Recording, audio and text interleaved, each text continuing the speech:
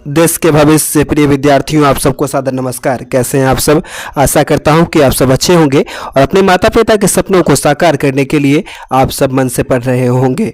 आज मैं आपके बीच भारत महिमा पाठ के कुछ एक ऑब्जेक्टिव को लेकर के आया हुआ हूं। भारत महिमा एक ऐसा पाठ है जिसके रचयिता जो हैं सो महर्षि वेद व्यास हैं और इस पाठ में भारत की महिमा का गुणगान किया गया है। इस पाठ में बताया गया है कि भारत में यदि हमारा जन्म होता है तो यह हमारे लिए सौभाग्य की बात है और हम सब इस भूमि पर जन्म लेकर के स्वयं को अति गौरवान्वित महसूस करते हैं। इस पाठ से जो महत्वपूर्ण ऑब्जेक्टिव प्रश्न हैं उन प्रश्नों को हम लोग देख रहे हैं, देखते हैं कि किस प्रकार उसके सटीक उत्तर क्या होंगे। तो भारत महिमा प्रथम प्रश्न हमारा है, जो भारत महिमा पाठ का द्वितीय श्लोक किस पुराण से संकलित है? तो स्मरण रहे, जो भारत महिमा पाठ का जो प्रथम श्लोक जो है सो विष्णु पुराण से संकलित है और द्वितीय श्लोक अर्थात दूसरा श्लोक जो है वो भागवत पुराण से संकलित है। तो ऑप्शन नंबर बी हमारा क्या हो जाएगा? प्रश्न नंबर 1 का ऑप्शन नंबर बी हमारा करेक्ट होगा। क्वेश्चन नंबर 2 है, जो भारत भूमि पर जन्म लेने वाले का किससे तुलना किया गया है? तो देवता से तुलना किया गया है। यदि हमारा जन्म यदि भारत की भूमि पर हो रहा है तो ऐसा मानता है कि हम किसके समान हैं? तो देवता के समान हैं, क्योंकि यहाँ पर स्वयं देवता ने भी जन्म लिया, जिन्होंने अपने कीर्ति से, अपने यश से, अपने वैभव से तीनों लोगों को प्रकाशमान किया। तीसरा प्रश्न हमारे बीच है, जो भारत भूमि का गान कौन करते हैं? तो स्मरण रहे कि स्वयं देवता भी क्या करते हैं? तो भारत भूमि का गुणगान करते हैं। तो ऑप्शन नंबर डी हमारा क्या हो जाएगा? तो करेक्ट हो जाएगा। 4 नंबर प्रश्न है, जो भारत महिमा पाठ के रचनाकार कौन है? तो स्मरण रहे, जो भारत महिमा पाठ के रचनाकार कौन है? तो महर्षि वेद व्यास है ना। तो महर्षि वेद व्यास जो है वो भारत महिमा पाठ के रचनाकार है। तो ऑप्शन नंबर बी हमारा क्या होगा? तो करेक्ट होगा। अगला प्रश्न हमारे बीच है, जो भारत भूमि किससे सेवित है? तो भारत भूमि जो है वो सागत पर्वत निर्झर से सेवित है। तो ऑप्शन नंबर सी हमारा क्या होगा? तो करेक्ट होगा। अगला प्रश्न हमारे बीच है, जो भारत की भूमि कहाँ गाई जाती है? भारत की महिमा कहाँ गाई जाती है? तो भारत की महिमा जो है सो सर्वत्र गाई जाती है। सर्वत्र कहने का मतलब है जो सब जगह गाई जाती है भारत की महिमा।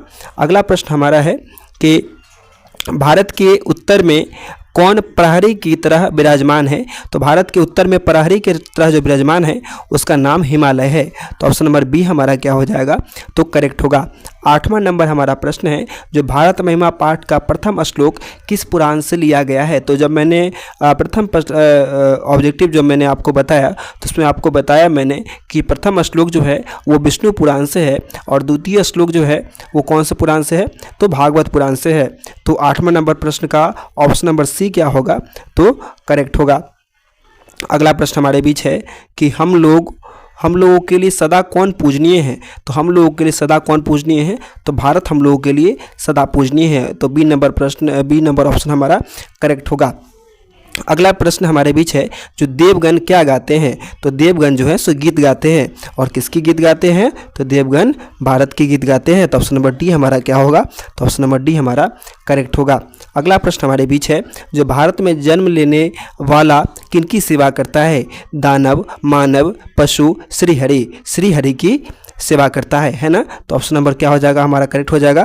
तो 11 नंबर प्रश्न का ऑप्शन नंबर डी हमारा करेक्ट होगा, है ना। भारत में जन्म लेने वाला श्रीहरि की सेवा करता है।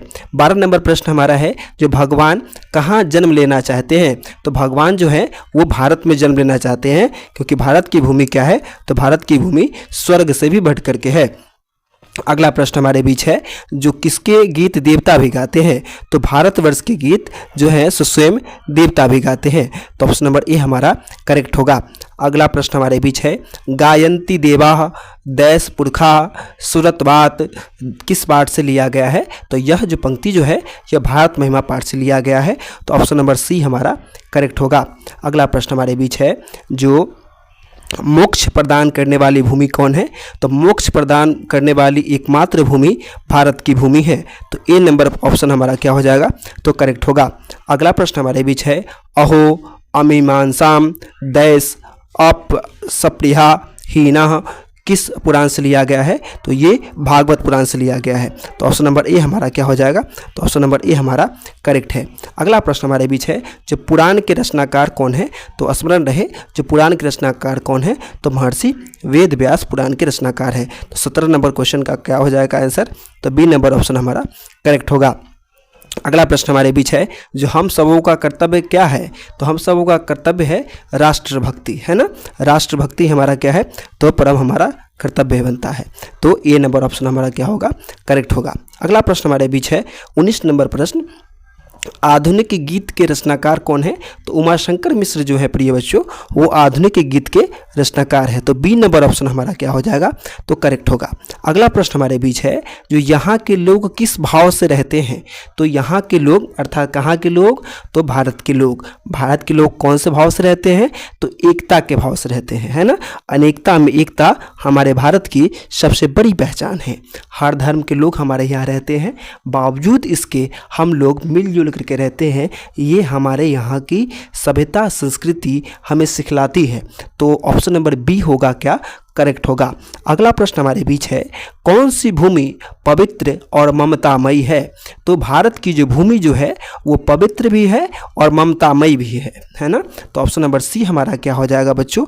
तो करेक्ट होगा। अगला प्रश्न हमारे बीच है, अयं निर्मला देश वहंतो वसंते किस पाठ से लिया गया है? तो यह पंक्ति जो है वो भारत महिमा पाठ से लिया गया है। तो ऑप्शन नंबर ए हमारा क्या हो जाएगा प्रिय बच्चों? तो ऑप्शन नंबर ए हमारा करेक्ट होगा। अगला प्रश्न हमारे पास है प्रिय बच्चों, जो हम लोगों की देशभक्ति कैसी होनी चाहिए? तो हम लोगों की देशभक्ति जो है प्रिय बच्चों वो आदर्श होनी चाहिए, है ना। तो ऑप्शन नंबर बी क्या हो जाएगा प्रिय बच्चों? तो करेक्ट होगा। अगला प्रश्न हमारे पास है, कितने पुराण हैं? तो पुराण की संख्या प्रिय बच्चों 18 होती है ना। तो 18 होगा। ऑप्शन नंबर 24 का क्वेश्चन नंबर 24 का ऑप्शन नंबर सी हो जाएगा करेक्ट। अंतिम प्रश्न जो ऑब्जेक्टिव जो इस पार्ट से है वह यह है, किस देश में देवता बार बार जन्म लेना चाहते हैं? तो भारत एकमात्र ऐसा देश है जहां पर देवता बार बार जन्म लेना चाहते हैं। तो ऑप्शन नंबर ए हमारा क्या हो जाएगा? करेक्ट होगा। आशा करता हूँ प्रिय बच्चों कि आप सबको यह वीडियो सेशन पसंद आया होगा। आप सब अपने माता पिता के सपनों को साकार करने के लिए, भविष्य में अपनी एक अलग पहचान बनाने के लिए मन से पढ़ते रहिए। माँ सरस्वती भगवती से प्रार्थना करता हूँ कि आप सबका भविष्य मंगल हो। या कुंदेन्दु तुषारहार धवलांग या शुभ्र वस्त्रावृताम या वीणा वरदंड मंडितकरा या श्वेत पद्मासना या ब्रह्मा च्युत शंकर प्रभृति वीरदेवई सदा वंदिता सा मांग पातु सरस्वती भगवती निःशेष जाड्यापहाम। इन्हीं ध्यान मंत्रों के साथ मैं माँ सरस्वती को इस वक्त ध्यान करते हुए आप सब के लिए प्रार्थना करता हूँ कि आप सब के ऊपर माँ सरस्वती भगवती का असीम कृपा दृष्टि सदैव बना रहे। आप सब भविष्य में ऊंचा अंक हासिल करें, अपने माता पिता के सपनों को साकार करें। आप सब भविष्य में कीर्तिमान यश स्थापित करें। धन्यवाद।